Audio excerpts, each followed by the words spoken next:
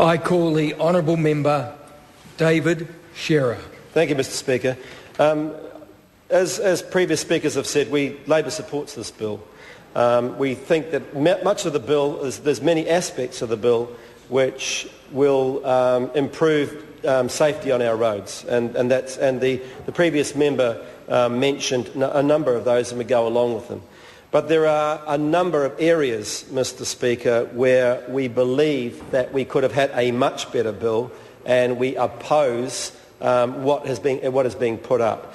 And the ultimate test, I think, for anything on road safety has to be, let's do something that works, let's do something that's proven, let's do something that has evidence to back it up. Evidence to back it up. And so when we have a bill that does not address the alcohol limit and drop the alcohol limit from 0.8 to 0.5, Mr Speaker, it's a wasted opportunity. It's not only a wasted opportunity, but it has much more profound effects than that. It's a waste of lives, because we know that if we bring that alcohol limit down, we can save in the order of 20 or 30 lives, according to people who have done the research on this sort of thing.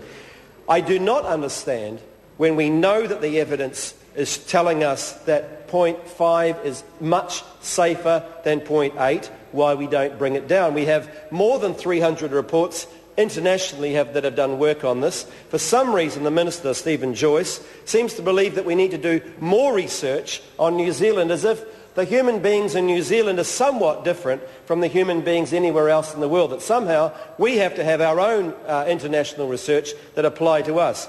Yet, when he drinks 3/4 of a bottle of wine, which is what is necessary to bring him up to 0.8, and he says, with this amount of wine in my system, I certainly wouldn't drink, yet he's quite willing for everybody else to have that amount of alcohol in them and to drive, then the man is simply not being consistent and not looking at the evidence before him. We need to have a blood alcohol level of 0.5. Even the Prime Minister agrees with this. The Prime Minister said that probably this was the best thing to do. Yet we have Mr Joyce, because for some reason felt he needed to go out and consult again. Some reason we needed another 2 years of research. Some reason needed to test the polling, as this government has tended to do. You need to test the polling before you actually come up with a decision, rather than trusting the evidence. And so what we end up with is a delay in the inevitable reduction of alcohol from 0.8 down to 0.5. And yet, when Mr Joyce did go out and check the polling, he actually found that, strangely, people out there, 70% of the public wanted to bring the alcohol limit down, because they recognised, unlike him, that it was going to make our roads a safer place to be on. So that's one piece of evidence that this government has chosen to ignore. The other one, not so critical in terms of driver safety, but nevertheless based on evidence, is that somehow by raising the driver's driving age from 15 to 16, we'll make the roads much safer. Well, actually, the evidence proves that we don't. Actually, bringing the driving age up does not improve the safety on our roads. In fact, it's that first 2 years after they get their licence, and which is the most dangerous time, and certainly for young males up to the age of 25. So there is absolutely no evidence to substantiate the claims that somehow by raising the limit from 15 to 16 it'll make our roads safer. We will, however, make it incredibly difficult for young kids or young youth in rural areas to be able to get to and from school, for young people who are taking on jobs to get jobs, because we all know that public transport, particularly in the city that I came from, is not being provided with the sort of funding that it needs. So people do need actually cars. So the people who are going to be the people who suffer on this are going to be those people, age group of the 16 and 17-year-olds, maybe starting a job, maybe needing to get to school, maybe needing to get sports clubs, quite responsibly. And as I say, there is no evidence by raising the age that somehow that's going to make an enormous amount of difference. Mr. Speaker, the third area that I want to touch on, and this just shows that the Minister, Mr. Joyce, is not serious about road safety, is his famed holiday highway from Puhoi to Wellsford.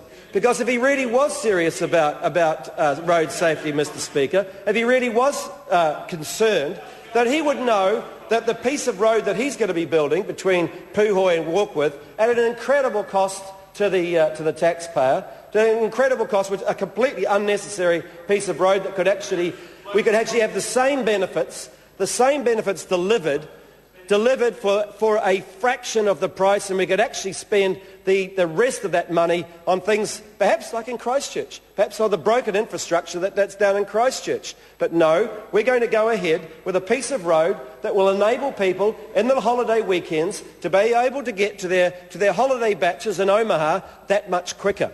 That's the only thing that this piece of roading will do, will allow you to do that about 8 minutes quicker. One person a year approximately dies on that stretch of road.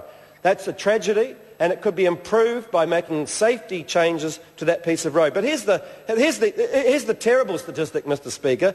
And the terrible statistic is this, that the Warkworth to Wellsford road, that second piece of road, that kills 5 people a year, every year, certainly in the last 5 or 6 years, and we're not even going to get any progress on that. And I've actually put questions in to say, what are the plans for the Minister and the New Zealand Transport Agency to improve that stretch of road? It includes the Dome Valley and a tragic piece of, a very dangerous piece of road. It kills 5 people a year, so we will not get any action on that for the next 10 years. And as a result of that, at least 50 people will end up being killed on that piece of road because the Minister has decided to build a fanciful white elephant holiday highway between Puhoi and Warkworth so that he can get to his batch at Omaha that much quicker. And that's the bottom line here, Mr. Speaker. It's really about getting people to their holiday homes, the sort of people that Mr. Joyce would like to help, his mates, the sort of people he's just given a tax cut to, the sort of people that he's looking to expand Auckland's boundaries so that they can make a killing on the property market, the sort of people that don't use necessarily the trains, that like to use the motorways. These are the sort of people that this Minister wants to try and help at the expense, Mr. Speaker, at the expense of those people who will die on roads because this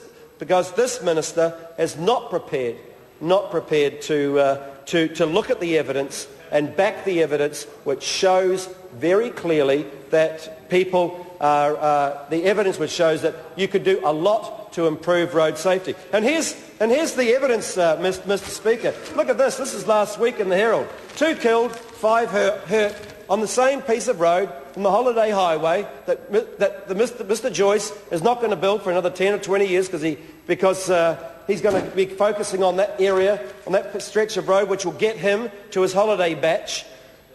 That's the sort of policy that we're getting from this government, who won't lower the blood alcohol level, Mr. Speaker, because it happens to save lives, who won't invest in pieces of roading which are killing people. No, what we've got, Mr. Speaker, is money spent on the rich and not spent on those which are going to suffer most. Those people who are at the bottom of society. And Mr. Speaker, that's what separates that government and that party from this party over here. This party goes by the evidence, does what's right, stands up for those who are going to be hurt and killed because of crazy policies that this Minister, Mr. Speaker, is bringing into this House.